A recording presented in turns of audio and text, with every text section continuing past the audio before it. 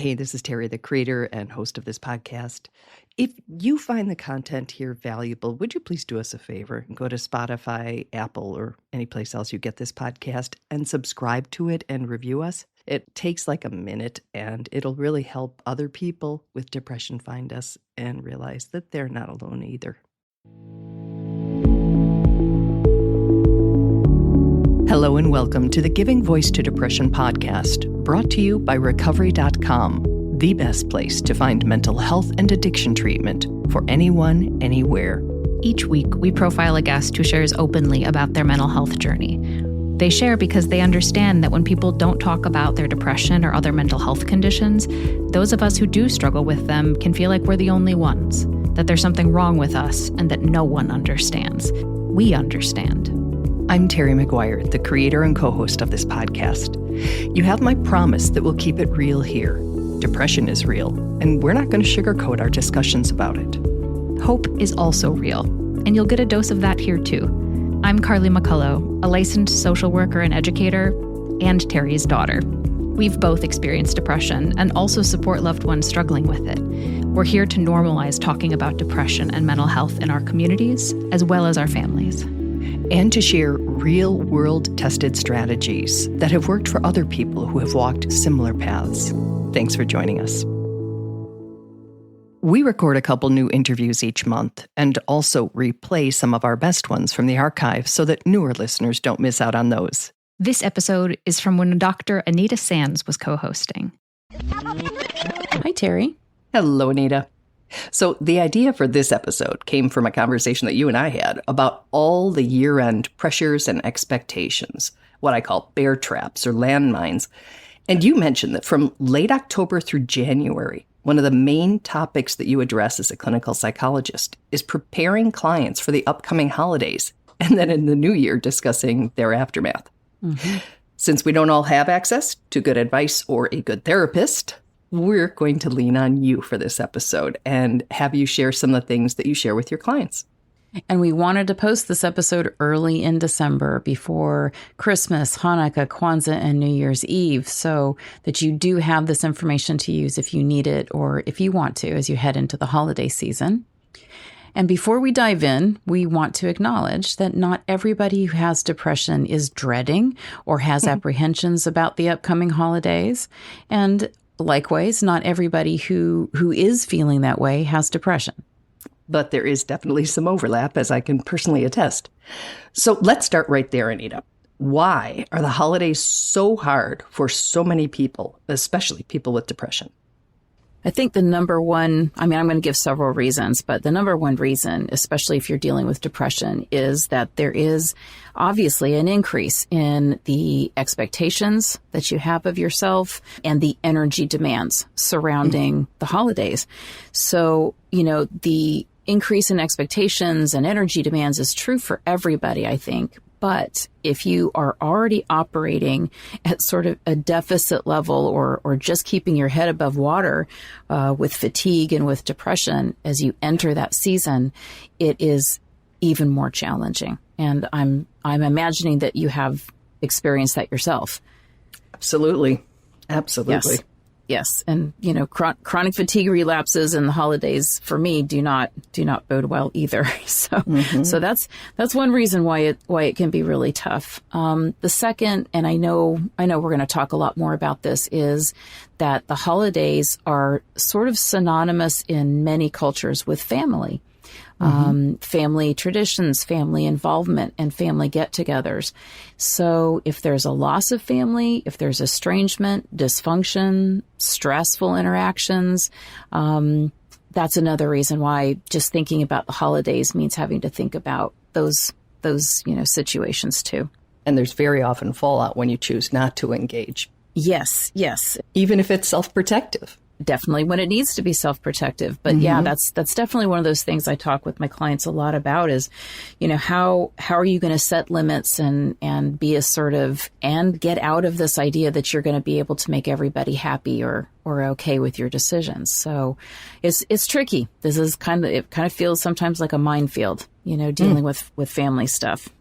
Another reason the holidays are tough, and I think this just gets more and more true every year, is that there are financial realities to the holidays. Oh, yeah. And people really struggle feeling, like I don't have enough. I can't give enough. I can't do enough. If I do what I want to do, I'm going to end up, seeing those credit card bills come in January. And then, the spring even through the summer or beyond can feel like just trying to make up for decisions about making purchases and trying to give gifts and things. And then finally, this kind of goes along with energy demand issues, but everything gets disrupted. School, work schedules, sleep schedules, your normal habits of self-care and nutrition, all take a hit. So for people who are managing and, they're doing okay or they're not doing okay, but they're maintaining, and then you throw in all of these energy demands and disruptions in normal habits and routines and schedules, that's a major stressor. Mm-hmm. Absolutely it is. So, so what's your advice as the professional? If some, not to oversimplify it, but just some good rules of thumb, things that you have told your clients that you have gotten feedback and found out they actually do work or help. Yeah. And we're going to get into some specific strategies, but just like some general rules of thumb, like what are the things that I find myself saying a lot, during these months. First of all, even though you said to not oversimplify it, that's actually the first thing that I say is, listen, your goal that you could set for yourself is to simplify as much as you possibly can.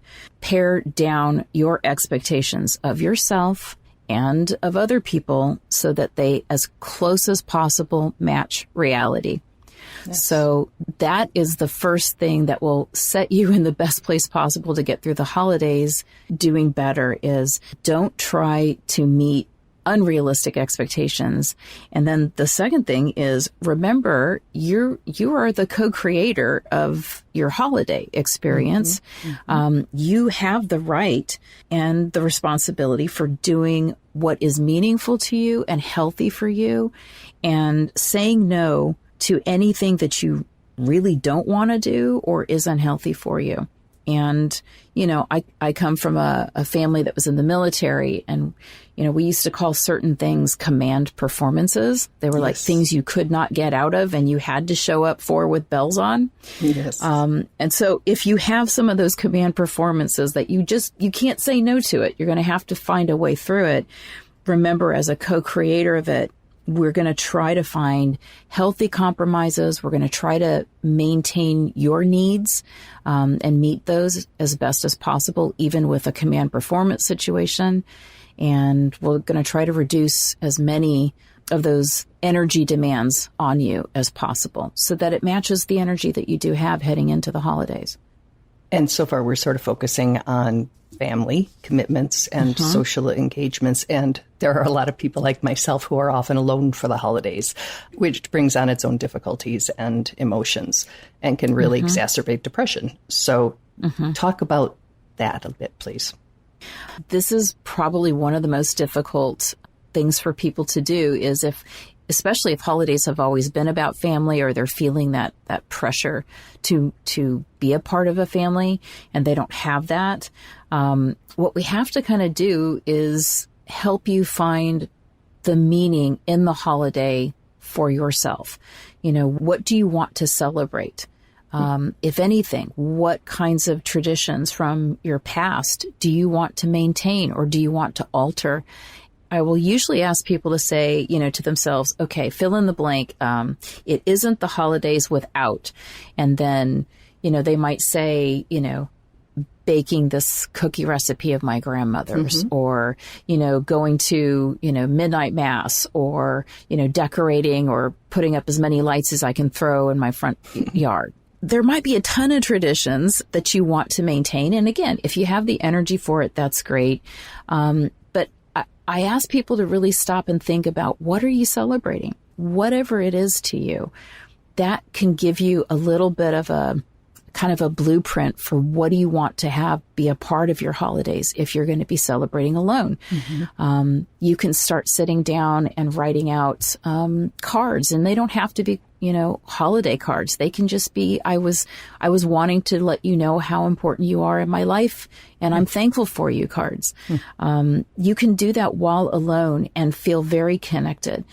Again, I just ask people to think about, what is it that the holidays mean to you, and what are the traditions or the things about the holiday that it just wouldn't feel that way without, that person. Now, that being said, if it's not the holidays without, and we've lost somebody, and so that's what you're struggling with, is the loneliness is actually from, grieving a loss. We have to deal with that issue, and how do we still celebrate when we're grieving? And, at different points in time that people are grieving, sometimes it feels like a doable thing to find ways to include, memories or traditions, favorite recipes of their lost loved one. And at other times that would just be brutally difficult and unable, you just couldn't do it. I appreciate you bringing this up, because this is my first holiday without my mother, and I've never spent one without her. So yeah, it's an interesting time. Yes. And so it's a very different experience. And I always talk about grief as, you don't kick the turtle. When we're grieving, we really have a lot of hard grief work that we have to do. And so we're like a turtle that pulls inside of a shell, because we're vulnerable, we're fragile in some ways, and we kind of need to pull away from a lot of things and people and demands. And if you want a turtle to come out of the shell, you don't kick it to get it to come out. It's going to stay in longer. And so that's sort of a visual that I use to remind people not to kick themselves, not to let others kick them, if what they really need to do is turtle. Go inside, whether it's at the holidays or any other time. I like that. Okay, shifting. Yeah. One of the reasons I want to do this episode is because when we were talking, you shared some really good ones, and the bingo card is my favorite. But what are some good strategies for dealing with those get-togethers, especially if, there can be some contention or stress involved? Yeah. Well, this sort of goes along with the theme of, putting the fun back in dysfunctional, which my clients and I will joke about all the time. These are these command performance situations, where we have to get together with family. They really stress us out. So one of the strategies I came up with, to help people, and it works really well, and I've done it myself, is you come up with a bingo card. So you just draw on a piece of paper, however many cells that you want in your bingo card. And of course you get that middle one free. Yeah. And then you're going to write in stressful things that you're anticipating that you'll experience, or, mean or offensive things that you expect, your uncle to say, or an uncomfortable issue that you expect, your sister to bring up. And you put all of those onto your bingo card. Which these days, of course, would have to include politics. They'd have to include when are you getting married? They would have to be, have you put on weight? All of those kinds of things would be spots on. Or a complaint about your cooking. Yes. Whatever it is. You just, those things that you're like, they're going to be ouch, or they're going to be uncomfortable.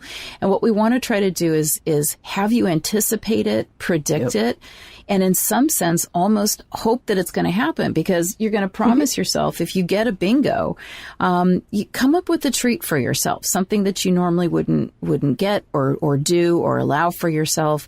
And so you're kind of almost hoping that you're going to have enough of those things happen on your bingo card to be able to get that for yourself. Oh, and you can anticipate it, right? Yes. You're just hoping that it's going to happen instead of dreading that it's going to happen. I love it. Yeah. So that's one of the things. That just seems so healthy to me. Well, we do know that if you can laugh at something, you immediately change the energy about it. So that's whether you're anxious or whether you're depressed. If you can find a funny way, a humorous, it can be dark humor. I think this is a bit of a dark humor thing to put a bingo card about your family, but it works, and it's funny, and it makes you laugh, and it keeps you in a better mood. And I think that's a win. And nobody else has to know. Nobody else has to know that that's how you're approaching dealing, with a tough family get together.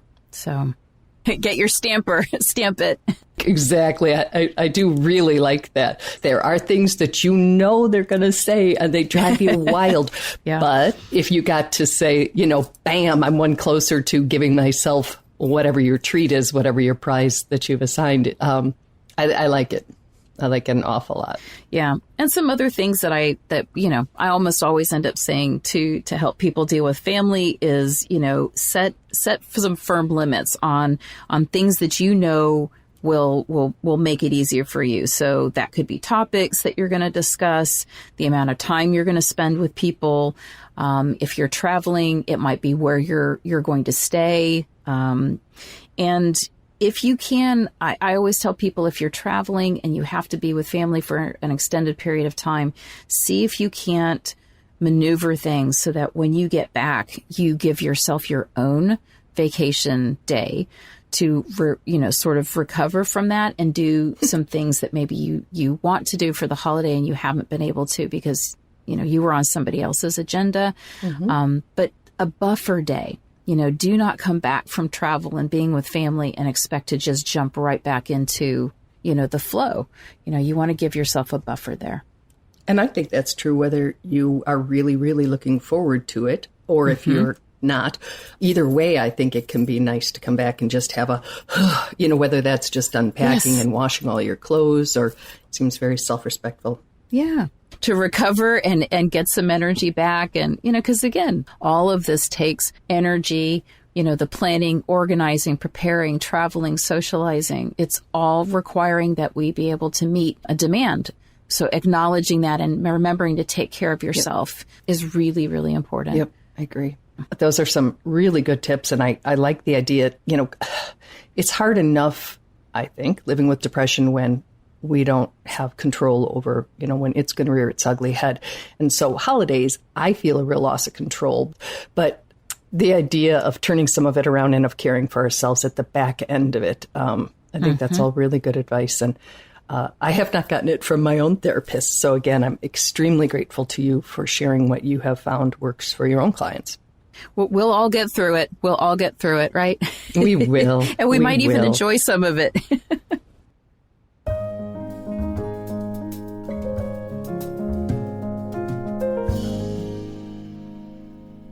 As always, if you'd like to leave a comment about this or any other episode, please go to our website, givingvoicetodepression.com, and look for the record button. It's like leaving a voicemail that only we can hear. And if you want it to be private, just say so. And if it's okay for us to consider using in a future episode or sharing with a guest, if it's feedback, please let us know that too. And please follow us on Facebook, Instagram, X, formerly Twitter, where we post depression and mental health related content daily. We hope you have a really nice set of holidays. See you next week.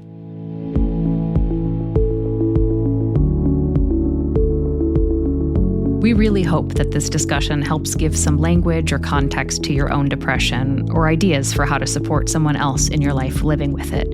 We invite you to check out the hundreds of episodes in our archive and to explore both the Resource Hub and treatment options on recovery.com. Depression is too dark a road to walk alone. We'll be back next week.